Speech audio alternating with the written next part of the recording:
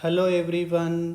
आज अपन डोडेकाहेड्रॉन के opposite vertices के बीच इक्विवेलेंट रेजिस्टेंस कैलकुलेट करेंगे। यहाँ पर मैंने डोडेकाहेड्रॉन की दो इमेजेस दिखाई हैं। लेफ़्ट वाली इमेज मैंने जियोजेब्रा के अंदर प्लॉट की है, जबकि राइट वाली इमेज वैन स्टैनबैक के रिसर्च पेपर से ली है। डोडेकाहेड्रॉन के दो अपोजिट वर्टिसेस के बीच इक्विवेलेंट रेजिस्टेंस कैलकुलेट करना है। मैं एक वर्टेक्स को ए से दिखा देता हूँ। ये वर्टेक्स हो जाएगा ए और इसका अपोजिट वर्टेक्स ये है, इसको बी से दिखा देते हैं। अपने को आर ए बी की वैल्यू फाइंड आउट करनी है। तो ये वर्टेक्स है ए और ये वर्टेक्स है B. Resistance R A B पता करना है। डोडेकाहेड्रॉन के अंदर 30 एजेस हैं। हर एज का रेजिस्टेंस स्मॉल आर ले लेते हैं। तो स्मॉल आर की टर्म्स में अपने को आर ए बी पता करना है। अब आर ए बी कैलकुलेट करने से पहले मैं डोडेकाहेड्रॉन का एक छोटा सा एनिमेटेड वीडियो आपको दिखाता हूँ, जिससे आपको डोडेकाहेड्रॉन की स्ट्रक्चर को समझने में मदद मिलेगी। डोडेकाहेड्रॉन 12 रेगुलर पेंटागोनल फेसेस से मिलकर बनता है। इसमें 30 एजेस होते हैं। हर एज का रेजिस्टेंस अपन ने स्मॉल आर लिया है। इसके अलावा 20 वर्टिसेस हैं। वर्टेक्स ए और बी डायरेक्टली अपोजिट वर्टेक्स हैं। ए से करंट सर्किट में इंटर होगी और बी से एग्जिट होगी। यहाँ पर 4 इक्विपोटेंशियल प्लेन्स होंगे, जिनको मैंने डिफरेंट कलर से यहाँ पर रिप्रेजेंट किया है। Blue colour, green colour, pink colour और डार्क ग्रीन कलर। ये 4 कलर मैंने 4 इक्विपोटेंशियल प्लेन्स को रिप्रेजेंट करने के लिए यूज़ किए हैं। जैसे ब्लू कलर पे 3 पॉइंट लोकेटेड हैं। ये तीनों नोड पॉइंट सेम पोटेंशियल पे होंगे। इसी तरह से ग्रीन प्लेन के ऊपर 6 नोड पॉइंट्स हैं, तो इन 6 नोड पॉइंट्स का पोटेंशियल सेम होगा। तो अपन इक्विपोटेंशियल रिडक्शन का यूज़ करके equivalent resistance R A B पता कर सकते हैं। अब देखिए, अपन इस फिगर को एक्सिस ए बी के अबाउट रोटेट करा के देखते हैं।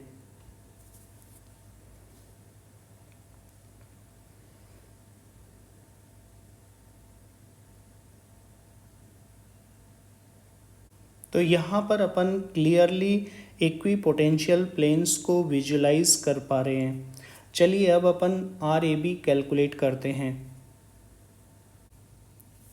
अब देखिए, जो नोड पॉइंट्स इक्विपोटेंशियल प्लेन पर लोकेटेड हैं उनका पोटेंशियल सेम होगा।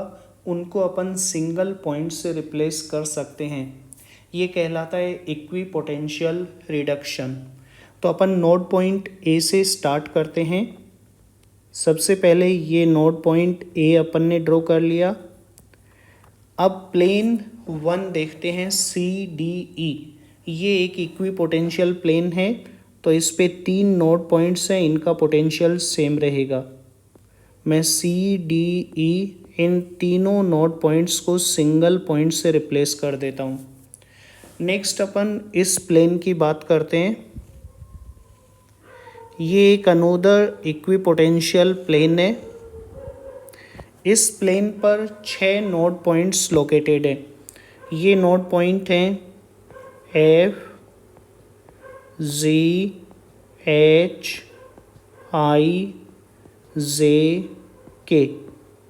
इन 6 नोड पॉइंट्स का पोटेंशियल भी सेम होगा। इनको भी सिंगल पॉइंट से रिप्लेस कर देते हैं। नेक्स्ट अपन ये इक्विपोटेंशियल प्लेन कंसिडर करेंगे। इस इक्विपोटेंशियल प्लेन पर भी 6 नोड पॉइंट्स हैं, तो इनको सिंगल पॉइंट से रिप्लेस करेंगे। ये पॉइंट्स हैं L, M, N, O, P, Q. और लास्ट ये इक्विपोटेंशियल प्लेन कंसिडर करते हैं जिस पे 3 नोड पॉइंट्स लोकेटेड हैं R, S, T. R, S, T. और फिर सबसे अंत में अपन नोड पॉइंट बी को दिखा देते हैं। यहाँ पे नोड पॉइंट बी को अपन दिखा रहे हैं।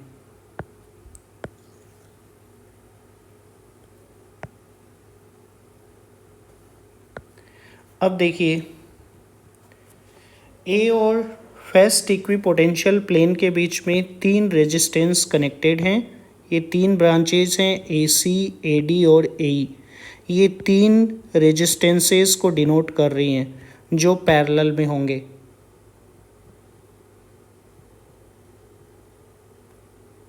इन तीनों रेजिस्टेंसेस को मैं यहाँ पर दिखा देता हूँ। एक ए और सी के बीच में है, एक रेजिस्टेंस ए और डी के बीच में, एक ए और ई के बीच में। चूंकि सी डी ई तीनों ही पॉइंट्स सेम पोटेंशियल पे हैं, ये तीनों रेजिस्टेंसेस पैरेलल में आ जाएंगे। नेक्स्ट अपन प्लेन 1 और प्लेन 2 के बीच में जो रेजिस्टेंस हैं वो देखते हैं। तो यहाँ पर देखिए, एक रेजिस्टेंस ये होगा सी एफ, एक सी के, एक रेजिस्टेंस होगा डी जी, एक ये रेजिस्टेंस रहेगा। इसी तरह से एक ई जे और एक ई आई, यानी टोटल 6 रेजिस्टेंस अपने पास हैं। ये 6 रेजिस्टेंस भी पैरेलल में होंगे, तो इनको यहाँ पर दिखा देते हैं। ये पहला रेजिस्टेंस हो गया, फिर सेकंड रेजिस्टेंस,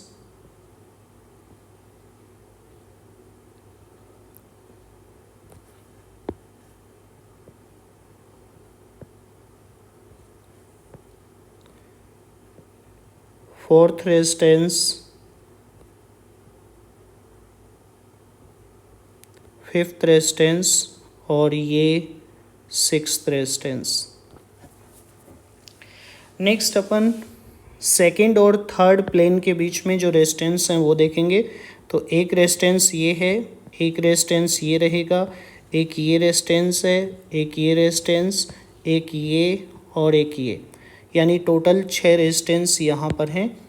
तो ये रेजिस्टेंस भी पैरेलल में आ जाएंगे। 6 रेजिस्टेंस मैं यहाँ पर कनेक्ट कर देता हूँ।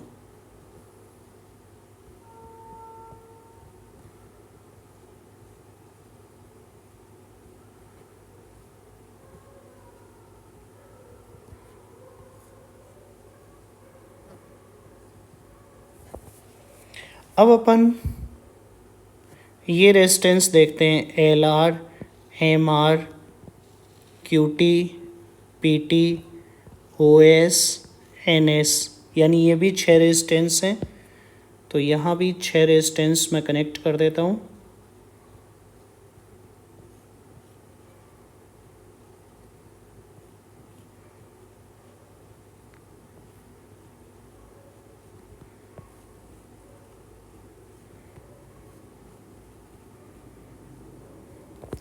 और लास्ट अपन ये देखेंगे, ये 3 रेजिस्टेंस भी दिखा देते हैं, टी बी, एस बी और आर बी। इन 3 रेजिस्टेंसेस को मैं यहाँ पे दिखा देता हूँ।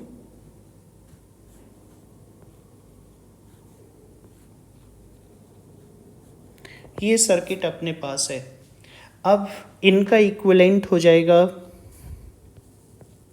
R/3। इन 6 रेजिस्टेंसेस का इक्विवेलेंट हो जाएगा R/6। इन 6 का भी R/6, इनका भी R/6 होगा, इनका R/3,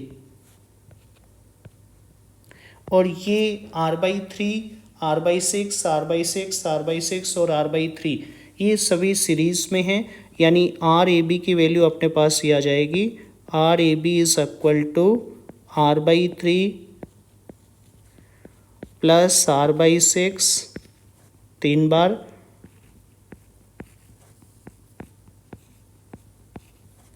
प्लस R/3।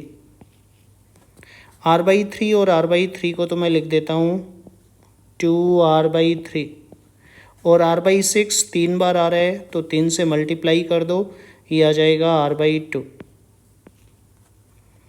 और इसको अपन ये लिख सकते हैं, अगर 6 LCM लें तो ऊपर ये आ जाएगा 4R प्लस 3R, यानी RAB की वैल्यू अपने पास ही आएगी। RAB is equal to 7r/6। तो ये अपना आंसर होगा।